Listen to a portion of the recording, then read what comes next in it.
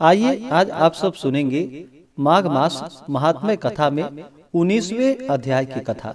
तो बोलिए प्रेम से भगवान विष्णु की जय, माता लक्ष्मी की जय, भगवान श्री कृष्ण की जय। व्यास जी बोले कि हे राजन, उन कन्याओं ने इस प्रकार विलाप कर और बहुत देर तक प्रतीक्षा कर उसके प्रेम में निमग्न अत्यंत विरह से व्याकुल होकर धीरज रखकर अपने माता पिता के भय से अपने घर आई।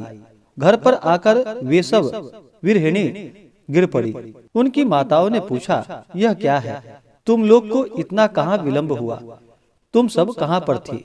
कन्याओं ने कहा कि किन्नरियों के साथ खेलती तथा आनंद पूर्वक गाती हुई हम लोग सरोवर पर थी, इसी से दिन का पता न चल सका। हे माता, मार्ग की थकावट से हमारे शरीर में दुख है। मोहवश हम लोगों का कुछ कहने का उत्साह नहीं होता।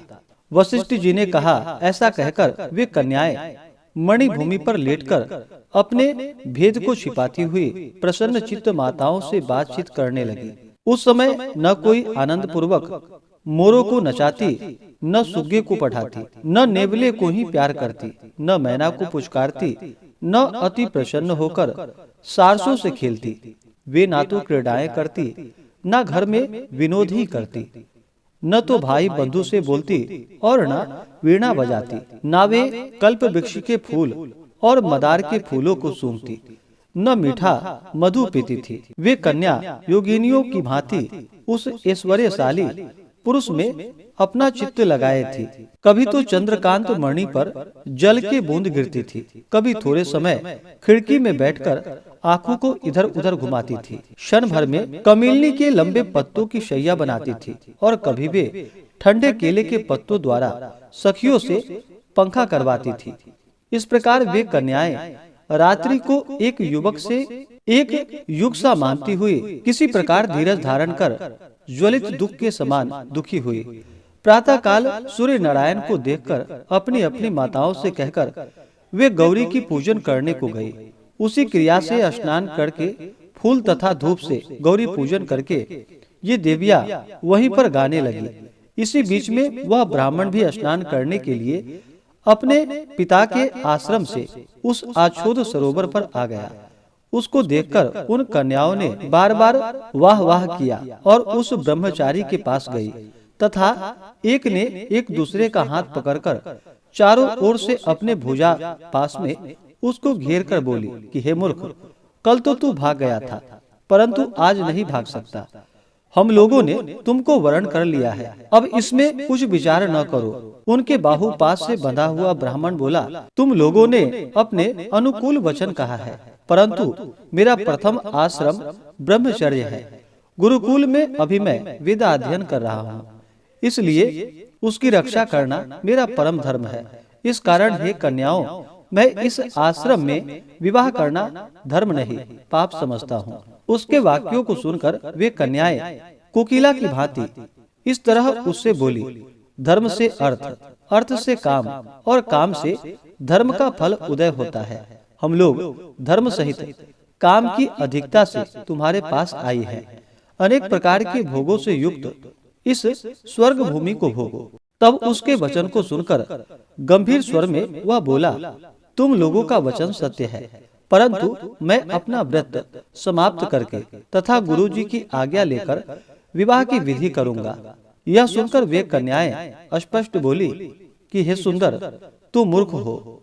अनोखी औषधि, ब्रह्मा, बुद्धि, रसायन, अच्छे कुटुंब की सुंदर नारियां, मंत्र तथा सिद्धि रस, इन पदार्थों के आने पर बुद्धिमान पुरुषों को धर्म रूप से इनका तिरस्कार नहीं करनी चाहिए। भाग्य से यदि कार्य की सिद्धि हो जाए तो ज्ञान रखने वाले इनकी बुराई करते, कारण कि बुराई से फल नहीं होता और टालने से यश प्राप्त नहीं होता। केवल भाग्यशाली पुरुष ही प्रेम से पूर्ण स्वच्छ कुल में पैदा हुई स्नेहपूर्ण मीठी बोलने वाली स्वयंवर चाहने वाली सुंदर रूप युवा और सुंदर कन्याओं को प्राप्त करते हैं, दूसरे नहीं। कहाँ हम अनोखी सुंदरियां, कहाँ आप तपस्वी बालक। हम जानते हैं कि इस तरह हम सब के मिलाने में विधाता की चतुराई है, इसलिए आप इस समय हम लोगों के मंगल को गंधर्व विवाह से स्वीकार कीजिए, नहीं तो हम जीवित नहीं रहेंगे। उसकी बातों को सुनकर उस धर्मात्मा विप्र ने कहा कि हे मृगनयनियों, धर्म परायण लोग अपने धर्म को कैसे छोड़ सकते हैं? धर्म, अर्थ, काम और मोक्ष ये चारों विधि पूर्वक ही प्राप्त होते हैं और विपरीत होने से निष्फल होते हैं। मैं व्रती रहकर समय के विपरीत में विवाह नहीं करूंगा।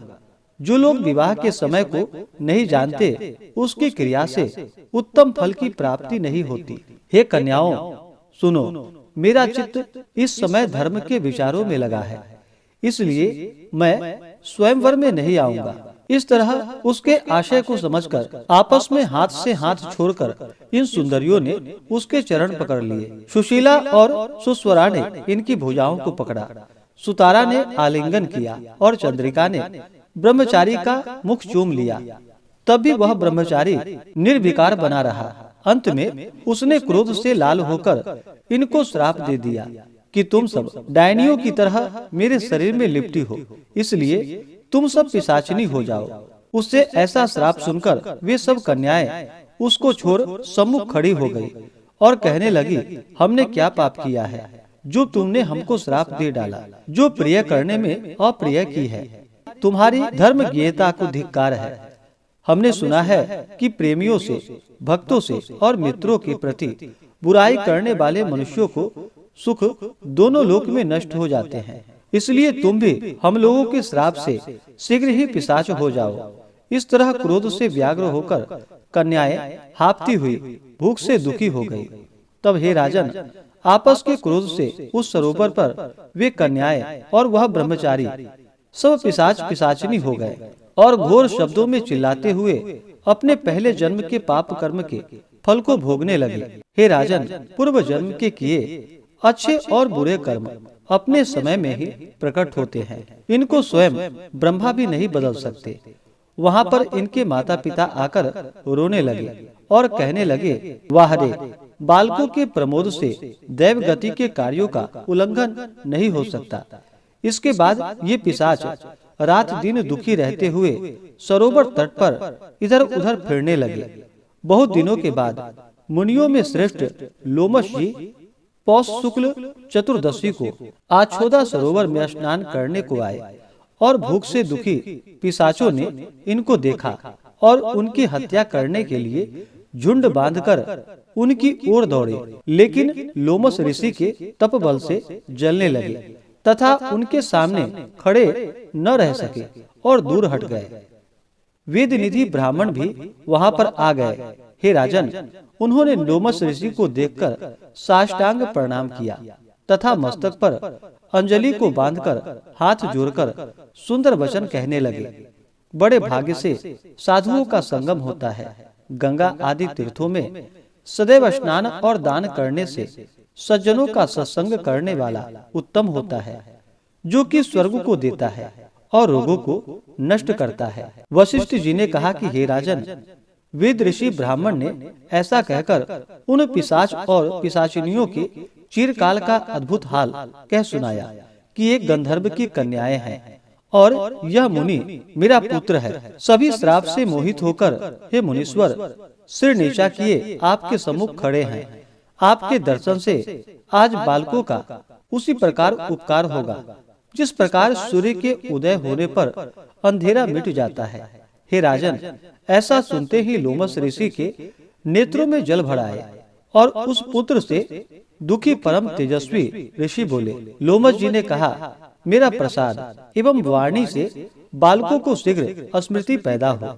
मैं उनका धर्म कहता हूँ, जिससे इनका आपस का श्राप विलीन हो जाएगा।